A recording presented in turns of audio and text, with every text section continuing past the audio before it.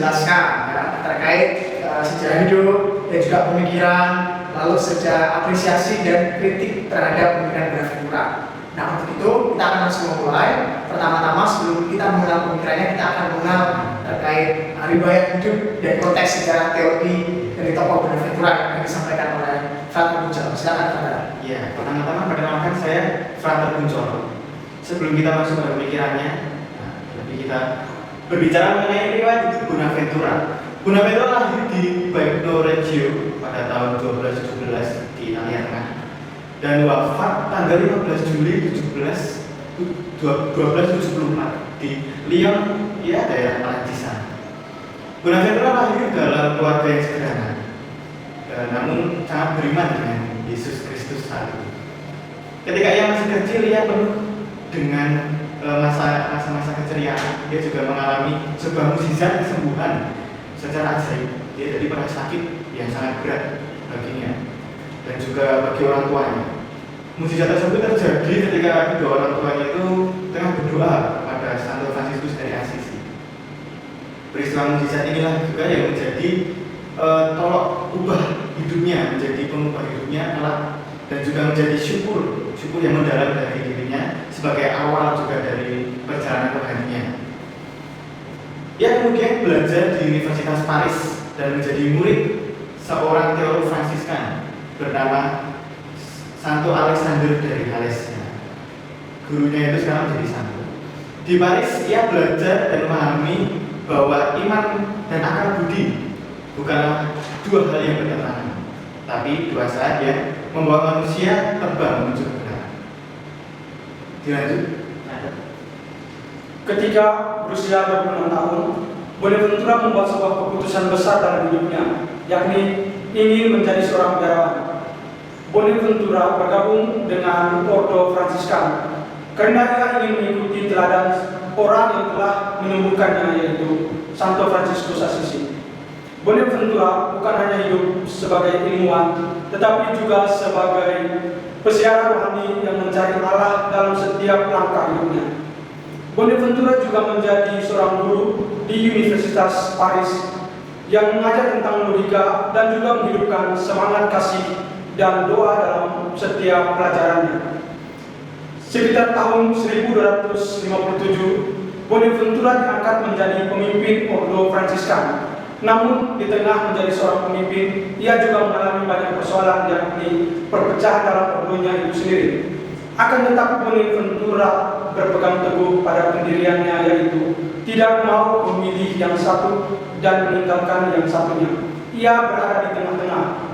Kerendahan hati inilah Bonaventura dipanggil oleh Paus Gregorius ke-9 untuk menjadi kardinal di Uskup Albano pada tahun 1273. Akan tetapi setahun kemudian pada tanggal 15 Juli 1274, saat ia menghadiri konsili Lyon yang kedua, Bonaventura mengembuskan nafas terakhirnya.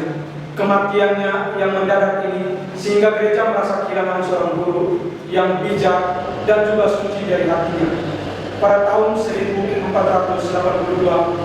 Bonaventura dinyatakan sebagai santo, dan pada tahun 1588 Paus Sixtus V menobatkannya menjadi penjaga gereja. Nah, selanjutnya kita akan mendalami terkait ciri khas teologi dari Bonaventura.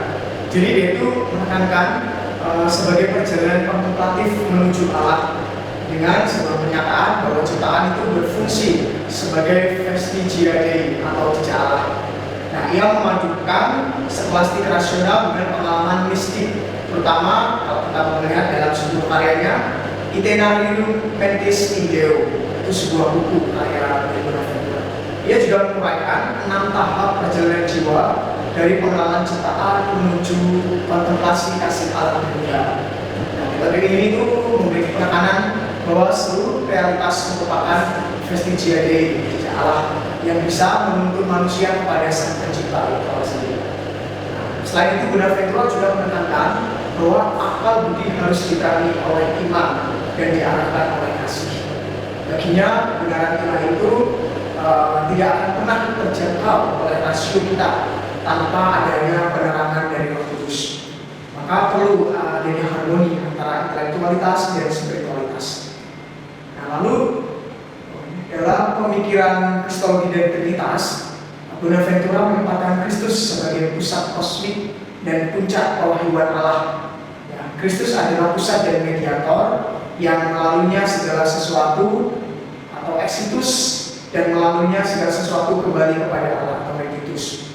Nah, menurut Bonaventura, dunia ciptaan adalah buku yang mencerminkan atau mempresentasikan dan mendeskripsikan pencipta. Nah, yaitu Trinitas pada 3 tingkatan. Pertama ada jejak, ada gambar, dan ada rupa. Nah, peristiwa inkarnasi bagi Bonaventura itu bukan hanya respon terhadap dosa manusia, tetapi bagaimana rencana Allah untuk menyatakan kasih-Nya. Jadi yang menekankan Kristus adalah medium metafisikum. Ya, Kristus adalah sarana yang menyatukan seluruh ciptaan dengan Sang Pencipta. Jadi teologi Trinitaris khasnya adalah Trinitas bukan realitas statis, tetapi dinamika kasih. Jadi Bapa adalah sumber kasih, Putra adalah ungkapan kasih, dan Roh Kudus adalah nyata kasih. Oke, setelah tadi dijelaskan oleh Pak Franky dengan sangat baik tentang pemikiran dari Bonaventura yang menekankan tentang 3 tingkatan Trinitas, 3 tingkatan kasih tadi, Bonaventura juga menambahkan dari pemikirannya Santo Agustinus. Jadi ia mengadopsi dan memperdalam dan diberikan makna baru, terang baru untuk semakin mendalami konsep Trinitas. Jadi dalam teorinya Santo Agustinus ada 3 daya jiwa. Itu yang pertama itu memoria atau pengalaman, lalu intelektus itu kemampuan intelektual, rasio, dan voluntas atau kehendak. Nah, di sini 3 daya jiwa ini memang sebelumnya Santo Agustinus belum sangat mendalami tentang ini